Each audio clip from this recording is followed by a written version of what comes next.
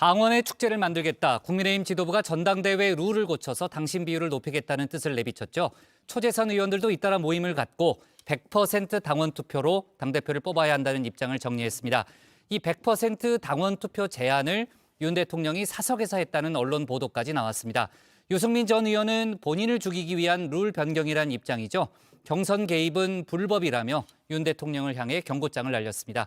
관련 내용을 정치인사이드에서 짚어봅니다.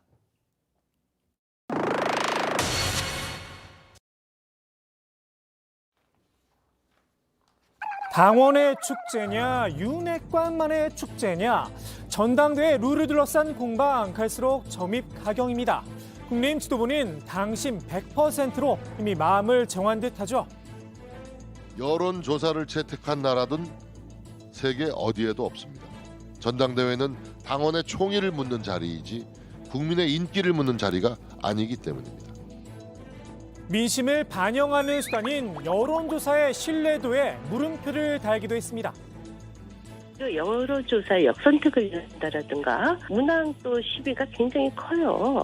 그런 것으로 인해서 여론조사로 인한 오염도 우려되는 부분이 있습니다. 오히려. 당내 친윤 그룹도 움직이기 시작했죠. 초재선 의원들이 각각 모임을 열고 100% 당원 투표로 의견을 모았다고 하는데요.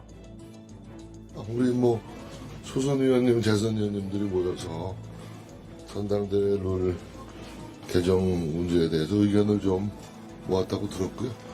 아무튼 지도부 논의하면서 그런 점을 다 참고하고 하도록 하겠습니다. 일사불란한 친윤계의 모습에 야권에선 이런 평가도 나왔습니다. 대통령 생각이 그러면 그리 줄 서는 거라니까. 국민의힘은 대통령한테 줄을 잘 쓰는 천재적 DNA가 많은 거예요. 줄서기를 거부한 비윤계 의원들도 있죠. 당심뿐 아니라 민심도 반영을 해야 한다 쓴소리를 냈는데요.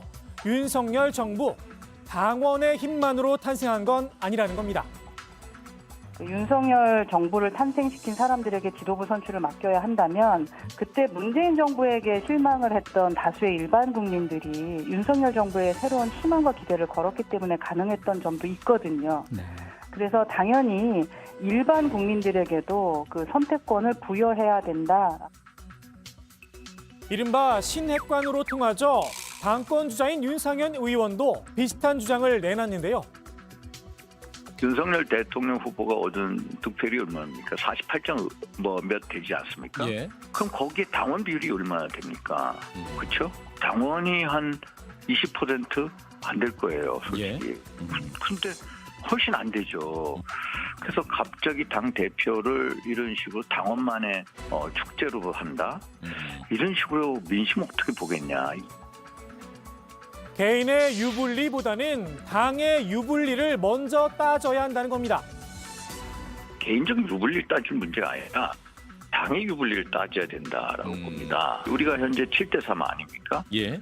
민주당도 제가 알기로는 이재명 대표 경선 시에 원래 9대1이었던 것을 7.5대 2.5로 해서 민심 비율을 25%까지 올렸거든요. 네. 그런데 우리가 이 민심 비율을 훨씬 더 줄인다? 민심으로부터 멀어지는 거 아니냐? 문제는 이 개인 윤석열 대통령일 수도 있다는 점이죠. 경향신문의 단독 보도인데요. 복수의 여권 관계자들에 따르면 윤 대통령이 최근 사석에서 전당대회 룰을 변경할 거면 당원 투표 비중을 100%라는 게 낫지 않겠느냐 말을 했다는 겁니다. 국민의힘 지도부는 해당 보도에 대해 애매한 입장만 밝혔는데요. 경향신문 단독인데요. 모든 다른 언론사에서 받지 않았어요. 왜냐하면 출처가 확인되지 않는다고. 그리고 그 대통령의 사석에서 한 발언이 어떻게 입증이 되겠어요? 그런데 그 해당 기자를 저도 잘 알아요. 기사를 잘 쓰는 기사인데 그것을 다른 언론사는 여하튼 받지는 않았습니다. 기사를 잘 쓰는 기자라 일단 해석의 여지는 남겨둔 셈입니다. 해당 보도가 전해지자 정치권에선 이런 반응이 나왔죠. 미국이나 유럽에서 대통령이 당대표 하려고 하는 사람 면접을 보고 또한 룰 개정은 100%라는 게 좋지 않아? 이렇게 사석에서 얘기를 하고 어느 나라 대통령이 이러한 얘기를 하고 있는지 그거부터 좀 반성을 해라. 윤석열 대통령이 당원 투표 100%가 낫지 않냐라고 얘기해서 이렇게 된 거다라고 하면은 그러면 이것은 특정한 정치적 결과에 대한 우려다. 이렇게 생각할 수밖에 없는 거고 그게 이제 유승민 전 의원이 대표가 되는 것에 대한 경계심 아니냐. 결국 유승민 죽이기가 아니냐는 건데요. 유승민 전 의원 직접 입장을 밝혔습니다. 전직 대통령 박근혜 씨가 새누리당 공천 개입 혐의로 징역 2년을 선고받았던 점을 상기시켰는데요. 경선 개입은 심각한 불법이다. 경고장을 보냈습니다. 유 전 의원은 경선 룰에 대한 입장도 밝혔죠. 어차피 엿장수 마음대로니 차라리 화끈하게 하라고 꼬집었습니다. 지금 당권 장악하고 있는 그 사람들 마음대로 할 겁니다. 뭐 9대1 이야기도 나오고요. 10대 빵 이야기도 하고 뭐 9대1은 조금 뭐랄까요 좀 쪼잔하고 구질구질하지 않아요? 그 뭐 화끈하게 10대 빵으로 뭐 하든지 그거는 그분들 엿장수 마음대로인데 저는 그렇게 생각합니다. 다만 룰 변경에 따른 책임도 확실하게 지라는 겁니다. 윤핵관들 당대표, 윤핵관 대표를 뽑으려고 지금 전환리를 치는구나. 이렇게 비치지 않겠습니까? 지금 전당대회 룰을 가지고 장난치는 그 비대위 사람들은 앞으로 이 문제 때문에 민심이 돌아서 가지고 총선에서 참패를 하고 그러면 그분들이 책임을 져야 될 거라고 생각합니다. 이준석 전 대표도 유 전 의원과 장단을 맞췄는데요. 신윤 후보를 제대로 밀어줄 수 있는 아이디어를 제공했죠.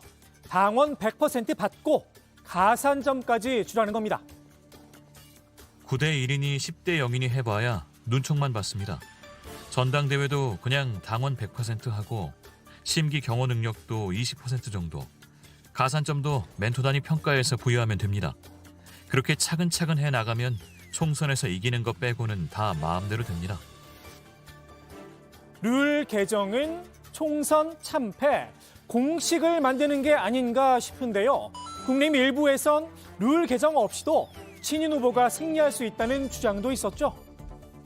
여론조사를 반영을 5대5로 한들 7대3으로 한들 유승민 의원은 제가 보기에 역선택 방지 문항을 적용했을 땐 지금도 1등이 아니거든요. 지난 전대회 룰이었던 당심 70, 민심 30에 역선택 방지 조항을 적용하면 유승민 바람은 미풍에 그칠 수 있다는 겁니다. 글쎄요, 과연 그럴까요? 당 지도부가 갑자기 100% 당원 투표를 들고 나온 이유가 있지 않을까요? 주요 여론조사 기관 4곳이 100% 전화 면접을 통해 발표한 국민의힘 차기 당대표 적합도 조사. 유 전 의원이 27%의 지지를 받아 1위를 차지했는데요. 2위인 안철수 의원과 20%포인트나 차이가 났습니다. 정치 성향별로 따져봐도 유 전 의원은 부동의 1위였습니다. 진보와 중도층은 물론 보시는 것처럼 보수층에서도 지지율 1위를 기록했습니다. 역선택 방지 조항, 지난 전대에선 민주당 등 다른 정당 지지자들은 집계에서 배제를 했었죠. 역선택 방지 조항이라는 게 들어갑니다. 국민의힘 지지층만을 대상으로 하는 것은 아니고요. 민주당이나 정의당 등 다른 정당을 지지하는 응답이 있을 경우는 이를 제외하고 나서 무당층, 국민의힘 지지층 등을 대상으로 여론조사를 돌리는 상황인데 역선택을 뺀 여론조사 결과 과연 어땠을까요? 무당층의 선택 25%가 유 전 의원을 꼽았습니다. 이 역시 1위였습니다. 유 전 의원은 국민의힘 지지층으로 한정했을 때만 수위 자리를 내줬는데요. 1위를 기록한 안 의원과 3%포인트 차이였습니다. 유 전 의원의 지지세, 역선택 방지 조항이 적용된다고 하더라도 앞서 나갈 수 있는 수치입니다. 상황이 이렇다 보니 100% 당원 투표를 들고 나온 게 아닌가 싶습니다. 국민의힘 지도부에선 100% 당심을 적용해도 안심할 수 없다는 말도 나왔죠. 이른바 친윤 후보들의 지지세 한마디로 안습이라는 겁니다. 지금 여론조사를 보면 소위 윤핵관이라고 하는 후보가 굉장히 낮지 않습니까? 김기현 후보 말씀하시는 건가요? 아니 뭐 권성동 후보도 그렇고 뭐 우리 보통 언론에서 얘기하는 후보들이 더 밑에 있어요. 예. 저희 지금 결과를 예측할 수 없습니다. 윤핵관 중에서도 핵심으로 꼽히는 권성동 의원. 전체 지지율은 0%, 국민의힘 지지층으로 한정을 해도 1%에 그쳤습니다. 낮은 지지세의 원인, 자기 희생 때문이란 분석도 나왔는데요. 본인이 국민들한테 인기가 없는 소리라도 전체를 위해서 마다 않고 해야 되니까 비호감인 말도 해야 되는 거죠. 어떻게 보면 자기 희생적인 게 있다고 하나? 윤핵관들이요? 왜? 이건 또 새로운 학설이네요. 글쎄요, 권 의원이 비호감이 된 이유, 이른바 대통령실 사적 채용을 옹호했던 게 컸죠. 공무원 시험 합격은 권성동 우리 모두 다 같이 9급자리로 서울상이요? 체리 따봉 문자로 당내 분란의 원인이 되기도 했는데요. 결국 원내대표직에서 물러났습니다. 최근에는 이태원 참사 유가족을 향해 한 이 발언이 부설에 오르기도 했습니다. 세월호 사고 이후 수많은 추모 사업과 추모 공간이 생겼습니다. 이것이 안전한 사회를 만드는 데 기여했습니까? 심지어 시민단체가 정치적, 금전적으로 사고를 이용하는 사례까지 속출했습니다. 이태원이 세월호와 같은 길을 가서는 안 됩니다. 이태원 참사, 세월호 참사, 시민단체, 횡령 이런 수식을 만들었다는 비판이 나왔죠. 이 역시 자기 희생이었던 걸까요?